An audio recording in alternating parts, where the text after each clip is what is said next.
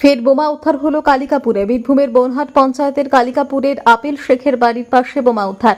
Apple শেখের অসম্পূর্ণ দুতলা বাড়ির বাউন্ডারির পাশে কোনো একটি সিমেন্টের বস্তার মধ্যে বোমগুলি রাখা ছিল। কে বা কারা বোমাগুলি রেখেছে সে বিষয়ে তদন্ত শুরু করেছে রামপুরহাট থানার পুলিশ। কতগুলি বোমা রয়েছে আমাদের কাছে শেষ খবর পাওয়া অনুযায়ী এখনো সঠিক পরিমাণ জানা যায়নি। ঘটনার খবর দেওয়া হয়েছে বোম স্কোয়াডকে।